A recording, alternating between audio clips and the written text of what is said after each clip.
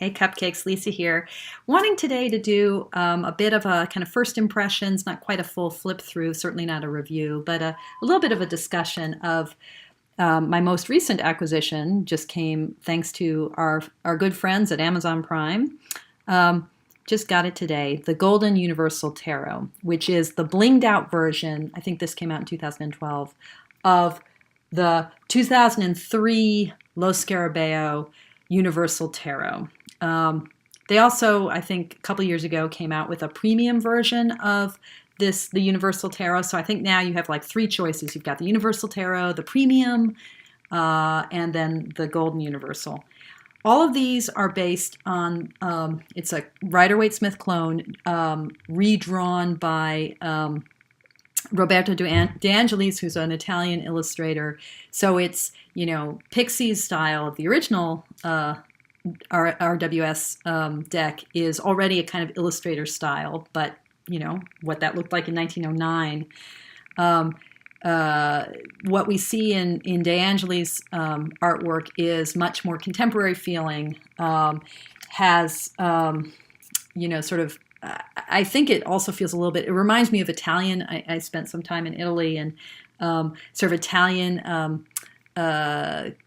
comic book art, graphic novels like Dylan Dog or this sort of, oh, my house is making weird noises.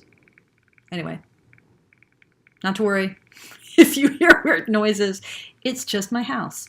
So it feels like that kind of comic book art. So if you look at, how muscular the hanged man's legs are, or how detailed the folds are in the tunic, or the, it's not what you would call realistic drawing, but it's more detailed in the faces and expressions than anything in Pixie's deck. This feels very much more contemporary, and that's what this deck embodies. It's also, let's face it, a clone. So it's a way for Lo Scarabeo to produce a version of the Rider-Waite-Smith deck that is theirs, that has their stamp on it. Now, I got this. This is not a deck that was on my radar really at all. I downloaded the Fool's Dog app, which came out, I think, not just a few months ago, just to have it. So you can, without big expenses, you can commit, $3.99 to the Fool's Dog app and check out the images of the Universal Tarot yourself. And the aesthetic may appeal to some of you who've been turned off by the Rider-Waite-Smith. The coloring is a lot more delicate. That's hard to tell on the Universal, the Golden, but the coloring is a lot more delicate. The lines are a lot finer. That may appeal. As I said, this deck was not really on my radar, but the reason I bought it so that I could work with it, and I will have a more of an update on this in a few days, but is because I got my book contract. Woohoo! I haven't signed it yet, so I'm waiting. I don't want to jinx anything. I'll say more about it once I've signed the actual contract and sent it off. This book will have some illustrations in it. And frankly, given copyright issues, I would love, if it were much easier to reproduce images from Pixie's art, but it's not really. So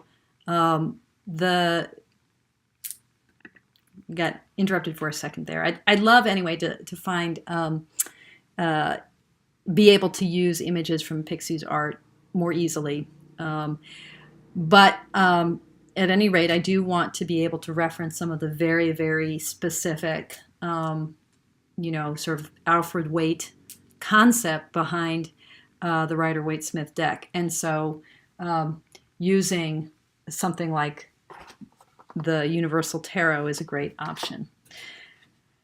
But here's why I wanted to do this video. This deck feels like a clone. It feels like it's just our same old Rider-Waite-Smith. And I mean, the bling is lovely.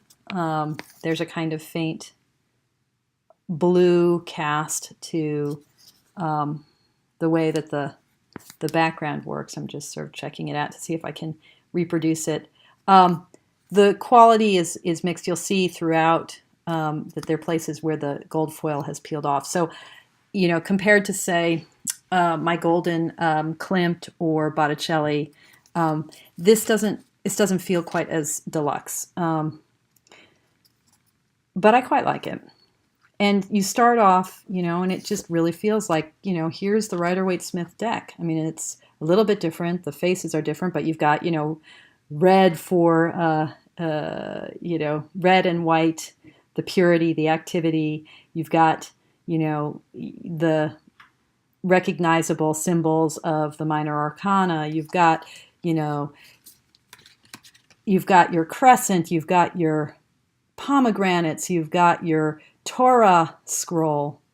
Although what's interesting is Torah is written, the whole point of this is sort of an aside, but the whole wit of how Torah is produced on the Rider-Waite-Smith is because it's upside down facing her. It could have the H, which is how we spell Torah when we transliterate it from Hebrew, Torah. But by cutting off the H, you make something that's like an anagram that could also be tarot, or rota for wheel, or orat for pray or predict. But anyway, this deck isn't as witty, but we've got our B and our J, we've got our Venus, we've got our Emperor. Even his boots look really the same. The coloring's different, but so much of the iconography just looks completely the same. It's easy to look at this deck and think, basically, this is Pixie's art redrawn with no changes. But then you start to see that there are some subtle differences that really do affect the iconography. So, for instance, in The Lovers, some of this is about facial expressions and how heads are turned or not turned. So it makes a difference that she's looking up toward the angel, he's looking down toward the ground. It makes a difference that they're not looking in the same direction. To me, all of the ways in which we interpret, thought it was very clever. I could do it two-handed. But, this sort of way in which he's sort of looking at her, she's sort of looking up. That has a different feeling than him looking down and her looking up, right?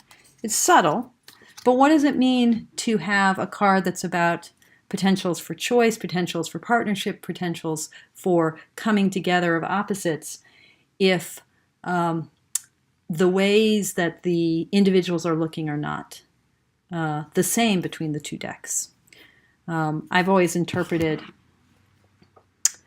Pixie's art as a way in which, this is Adam and Eve, so she's making a choice, he's making a choice, and the choices that they're making have everything to do with where their desire is directed. This one is more ambiguous, given the ways in which he's looking down and not looking at her. So in De Angelis's deck, it's not clear that he's chosen her. It's not even clear that she's chosen. The Lover's card has a different feel to it. And then we get to the Chariot, and the expression on the charioteer in De Angelis's deck gives us quite a different card, I think. And in general, Pixie's people look calmer and more neutral, and De Angelis's folks tend to look more fierce. The Moon card, really, this is where I first really got struck by the subtle differences and how much they can shift the meaning of these cards. So the ways in which you don't have the dogs all baying at the moon, like where are we looking? What is the point of reference? Where is danger? Where is hope? It's very different in this deck than in our Rider-Waite, where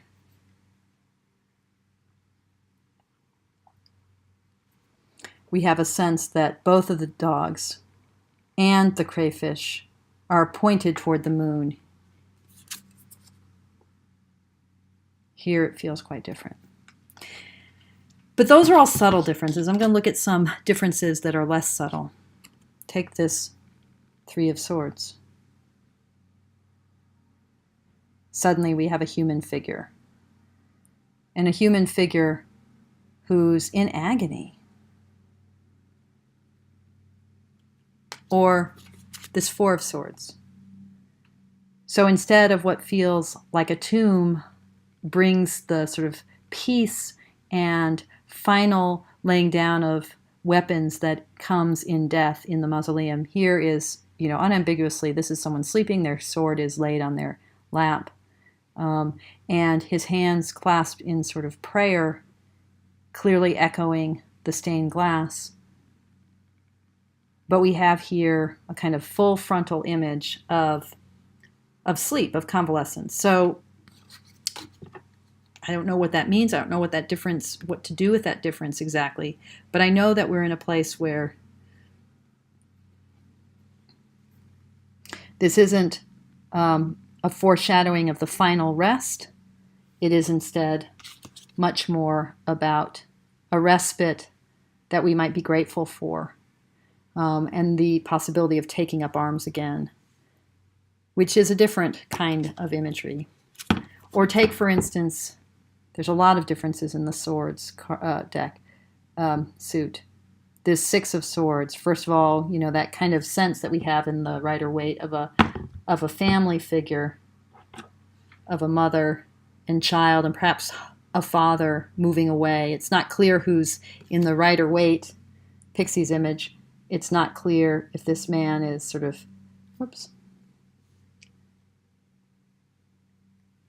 is a helper or is a family member. But what is clear is that we have a mother and child. I'm struck by the ways in which the child's disappeared. The figure that seems so clearly female now looks pretty unambiguously a shrouded male figure. I'm also struck by how much the fairy man, how hard he's working. So, the sense of this card of it's rough waters, we see the waves rippling, and we're moving to calmer depths. Here, it all looks pretty rough, actually. We're still in the middle of things that are difficult.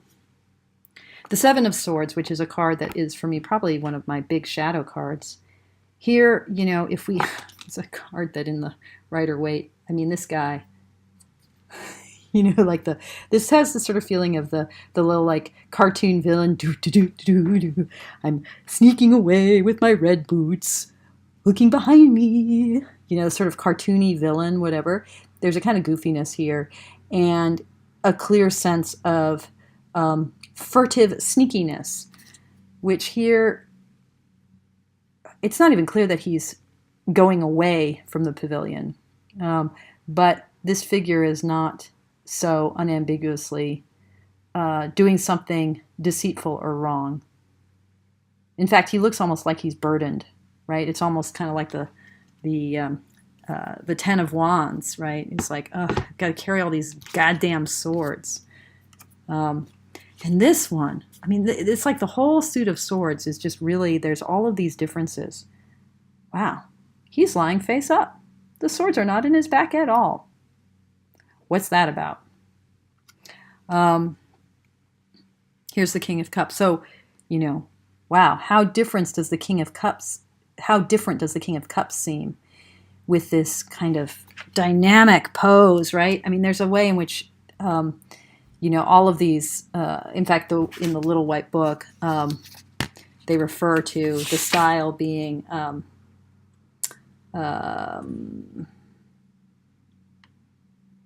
maybe it was in the description on Amazon, or in Eclectic Tarot, but they use the word dynamic. I think it's not in the White Book, it's somewhere else where I read it.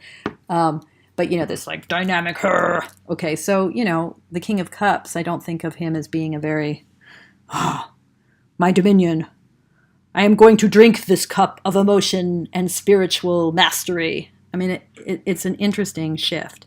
But you see how it's like these kings are all very decisive, right? Here's the King of Swords. It's like, yes, I am ready. I'm leaning forward. I will go to battle for my people.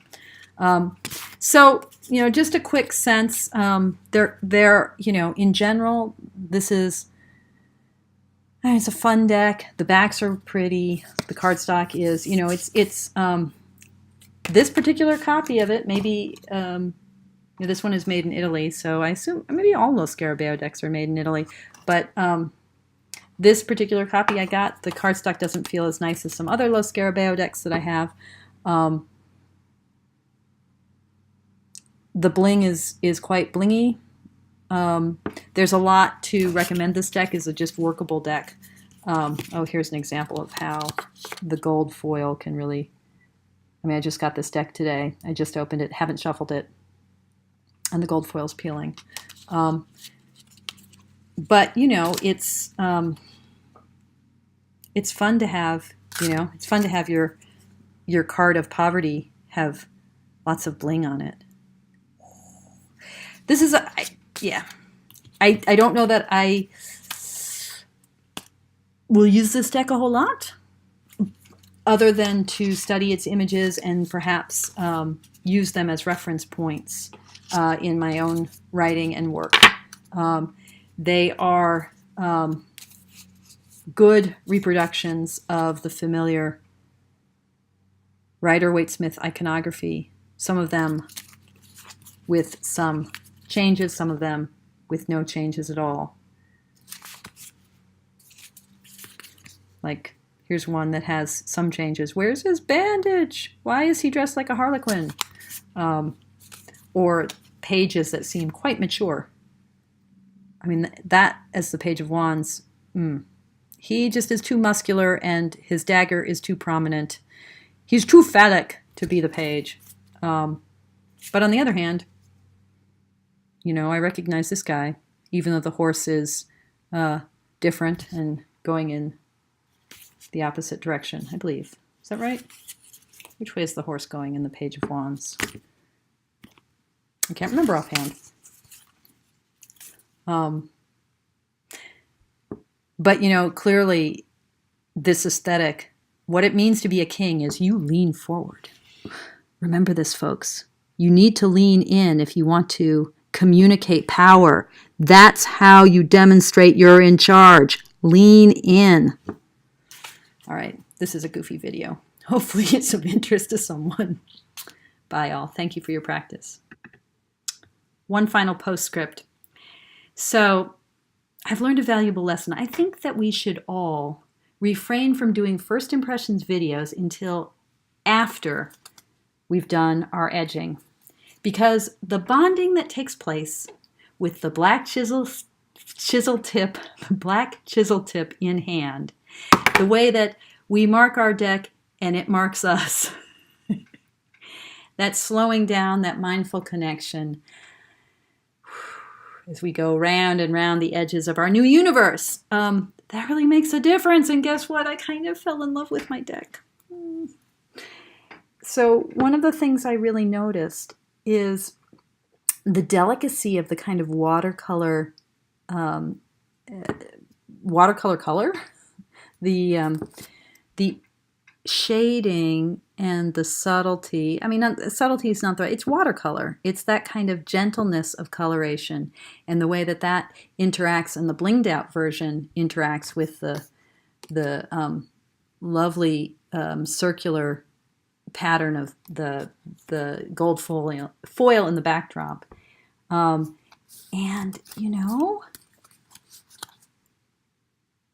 it's kind of beautiful. I'm sorry, deck, that I made fun of you or disparaged you in any way. I'm sorry that I didn't like your kings or your thieves. Because now I kind of like you. So, second impressions. Well, this may be a deck that I play with quite a bit. It's got these pastels and gentleness of expression in the artwork that, yeah. Who's the fool now, Lisa, huh? Who's the fool now? Yeah, okay, my new deck. Bye, all.